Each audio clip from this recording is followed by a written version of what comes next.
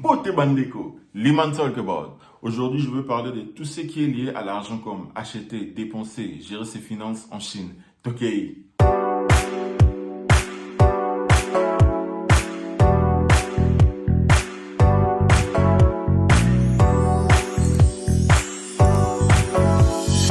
Pour la première partie de cette vidéo, je vais vous dévoiler un secret. Il existe une addiction à la dépense chez certains étudiants en Chine. Je vais vous donner mon cas. Moi, avant de venir en Chine, j'habitais chez nous. Je venais à peine d'obtenir mon bac. J'ai bossé dans une structure à but non lucratif. Ce qui veut dire que je n'ai jamais été salarié. Du coup, je n'avais pas la notion sur la gérance d'argent et c'est le cas pour beaucoup de jeunes au pays. Arrivé en Chine, j'ai appris que je devais me nourrir seul, me vêtir seul, gérer mes comptes bancaires, ce qui n'a pas été facile et j'avais sombré dans cette addiction aux dépenses inutiles. Pour vous qui avez des projets de voyager, d'aller à l'extérieur, cette vidéo est faite pour vous. Vous pouvez tirer quelques idées parce que nous connaissons au Congo, 70% des jeunes n'ont jamais ouvert des comptes bancaires. Nous avons cette opportunité dès que nous quittons le Congo pour un autre pays et voilà, c'est la réalité.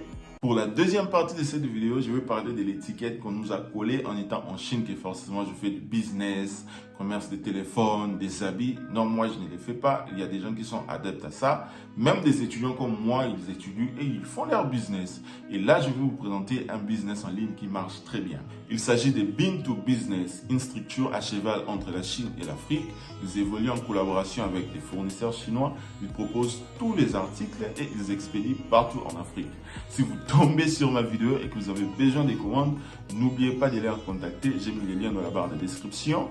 Il y a leur page Facebook et le numéro WhatsApp. Pour la troisième partie, vous savez, en Chine, il y a plein de magasins de luxe, il y a des malls, il y a des boutiques Zara, H&M, Nike, Levi. Mais nous, les étudiants, on ne se focalise pas trop sur ça parce que les coûts est élevé et l'argent des bourses n'est pas beaucoup que ça. Alors, on se penche beaucoup plus sur les applications. Nous avons Pinduoduo, nous avons Meituan. Meituan, c'est l'équivalent des Uber Eats. Là-bas, vous trouverez des épiceries, des boucheries, mais également des fast-food comme McDonald's, KFC, Subway, whatever. Et il y a une application célèbre et locale que tous les étrangers utilisent, c'est les Taobao. Récemment, j'avais découvert la version du site en ligne. Regardez. Voilà à quoi ressemble le site de Taobao. Alors, ensemble, nous allons acheter la crème Nivea.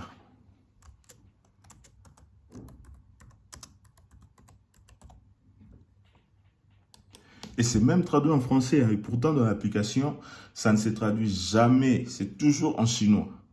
Franchement, j'aime beaucoup.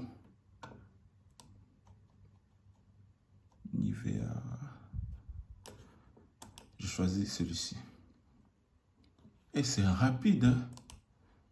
J'aime beaucoup. Voilà.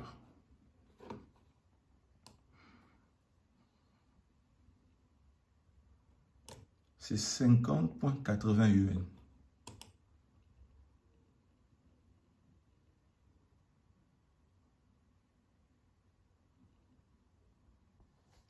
J'avais déjà connecté les sites de Taobao avec Alipay. Voilà, c'est l'équivalent de PayPal, mais aussi de M-Pesa que nous utilisons au Congo. Alipay est directement connecté à mon compte bancaire pour me faciliter la tâche de transaction. Du coup, sur l'application de Alipay, vous trouverez plein de programmes, notamment pour acheter, scanner et chatter. Voilà, j'ai fini mon achat. Je dois juste compléter le mot de passe. Pour la quatrième partie et la dernière, je vais conseiller à quelqu'un, je vais vous donner une stratégie à moi qui a marché. Peut-être que ce sera le même cas pour vous. Si tu vis en Chine ou soit tu as des projets de venir en Chine, pour un mois, tu dois tracer une liste des choses que tu as besoin, que ce soit la nourriture. Peu importe, tu traces dans une liste. Alors, quand tu vas recevoir ton allocation mensuelle, tu regardes la liste, tu vas trier ce qui est important pour ce mois.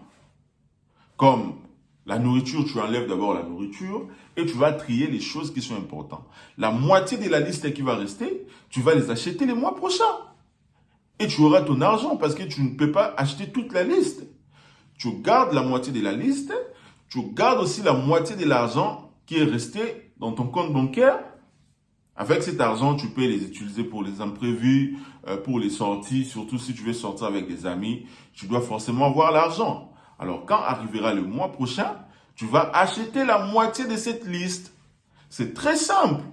Parce que voilà, À l'époque, j'achetais du n'importe quoi et je finissais à la fin, même pas la fin du mois, au milieu du mois avec 300 yuan.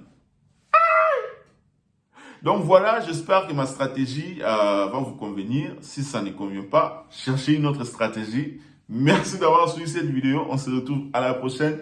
Liman talk about.